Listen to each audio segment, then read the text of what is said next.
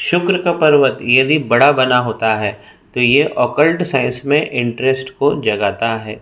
ये हथेली एक ज्योतिष आचार्य की है और उनकी तमन्ना थी कि मैं उनका हाथ देखूं।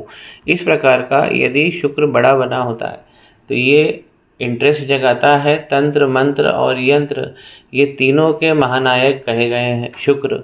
लेकिन जब हम कलयुग में बात करते हैं तो कलयुग में तंत्र के जो देवता हैं वो राहु भगवान भी हैं। इस प्रकार देखिए, ये राहु क्षेत्र से इस प्रकार लाइन इनकी लक की निकली है। राहु लक अगर इस प्रकार हाथ में बना, एक नहीं 3 बने हुए हैं। ये रेखा ऊपर शनि पर्वत तक पहुँचते पहुँचते बहुत कमज़ोर पड़ जा रही है। इस प्रकार ये रेखाएं हैं और यहीं पे शनि पर वक्री रेखा का भी प्रभाव तेज हो गया है। इस प्रकार इनके जो लक हैं वो कट जाते हैं, जबकि इनके पास विद्या बहुत अच्छी रहने वाली है। ज्योतिष आचार्य बनना और उसमें सफलता पाना, और इनका इंटरेस्ट तो तंत्र में भी है।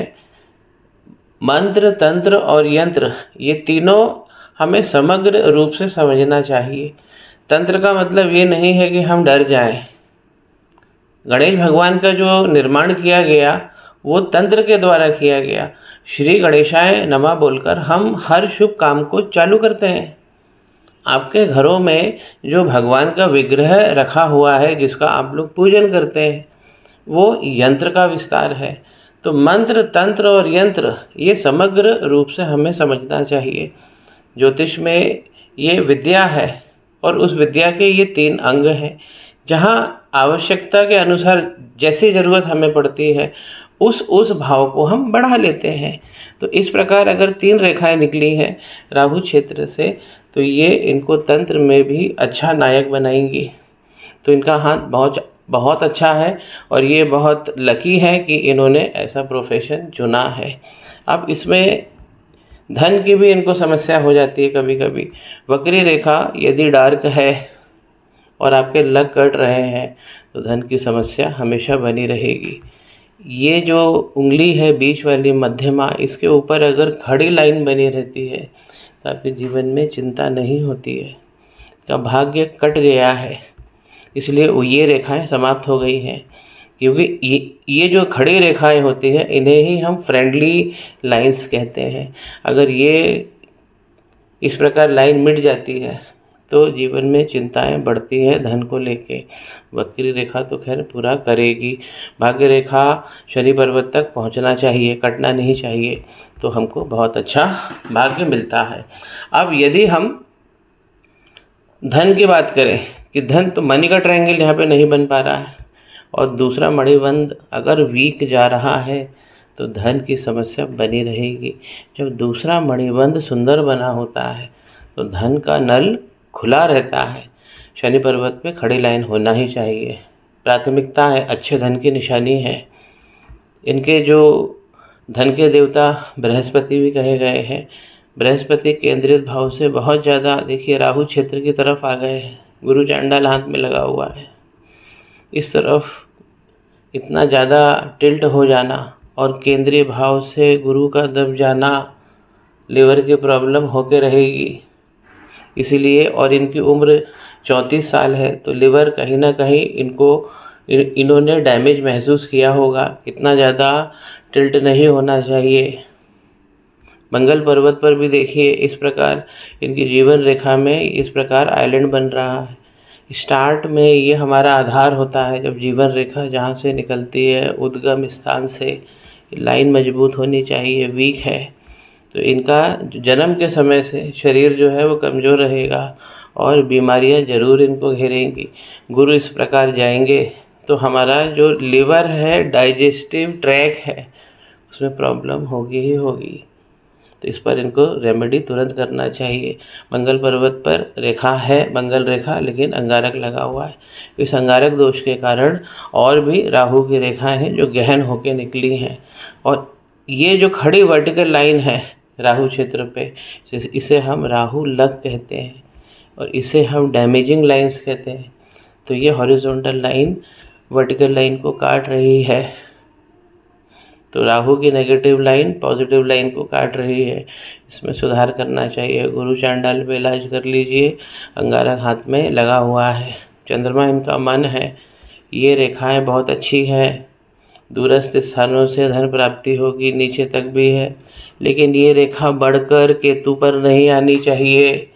केतु चंद्रमा पर भी मंत्र कर लीजिए। केतु और चंद्रमा का यूनियन हो रहा है, ये डैमेजिंग इफेक्ट देते हैं। एक तंत्र शक्ति अगर आपके हाथ में है, ज्योतिष की शक्ति आपके हाथ में है, तो ये राहु का पावर है और उसकी सफलता केतु निर्धारित करेंगे। जब इस प्रकार बड़ी लाइन जीवन रेखा होती है, क्योंकि ये चंद्रमा की तरफ जा रही है, घर से दूर जाकर इनको काम करना पड़ेगा और घर से दूर जाकर सफलता मिलेगी, दूरस्थ स्थानों से धन मिलेगा। ये जो लाइन है ये डैमेजिंग लाइन है, केतु पे काम करना चाहिए, क्योंकि राहु अगर इनको तंत्र में पारंगत किए हैं तो उसकी सफलता केतु निर्धारित करेंगे, इसलिए केतु मजबूत करना चाहिए। यहाँ पर देखिए, ये इनकी हम जिसे कहें जिससे हम धन कमाते हैं, ये उंगली हमें दिखाती है। इस प्रकार ये नीचे की लाइन अगर यहाँ पर डैमेज होती है तो धन आने की आवृत्ति कमज़ोर हो जाती है। बीच वाला सेगमेंट भी यहाँ बिगड़ा हुआ है, लेकिन ऊपर का योग, व्यापारिक बुद्धि भी है इनके पास में, तो इनका क्लाइंट बेस बहुत अच्छा होना चाहिए। वो ऊपर बन रहा है, लेकिन धन की आवृत्ति कम हो रही है, दूसरा मणिबंध नहीं बन पा रहा है। जो भाग्य रेखा तो इनकी अच्छी है, क्या भाग्य से हम और चमक पाएंगे, बड़ा भाग्य ये दिखाता है। सूर्य की रेखा है, सूर्य के पर्वत पर जो अनामिका उंगली है, मध्य भाग में यदि खड़ी लाइन होती है, भाग्य को चमकाने वाली होती है, मशहूर बनाती है। गुरु पर्वत पर इस प्रकार अगर यहाँ पर इस सेगमेंट में खड़ी लाइन होती है तो ये राजयोग दिलाती है। ये दोनों लाइन के कॉम्बिनेशंस एक साथ होने की संभावना बहुत ज़्यादा होती है। जब ये दोनों लाइनों के कॉम्बिनेशंस होते हैं तो सूर्य रेखा बहुत अच्छी हो जाती है। यहाँ पर सूर्य रेखा वीक जा रही है। इस प्रकार हम एक दूसरे जगह से जोड़कर, इंटरकनेक्टेड कर इसे हम एडवांस पामिस्ट्री कहते हैं। तो इस प्रकार ये जुड़ा होता है, ये बड़े भाग्य को दिखाती है, ये राजयोग को दिखाती है, इसलिए इनकी सूर्य रेखा वीक है। तो सूर्य पे भी काम करना चाहिए, ख्याति तो इन्हें यहीं से मिलेगी। तो जो इन्होंने सबसे पहले जो पूंजी होती है हमारे शरीर की, तो इनको तो गुरु चांडाल पे काम करना चाहिए और अपने यकृत पाचन तंत्र का ध्यान रखना चाहिए। अंगारक दोष लगा है उसे दूर करें, इससे भी शरीर को मजबूती मिलेगी।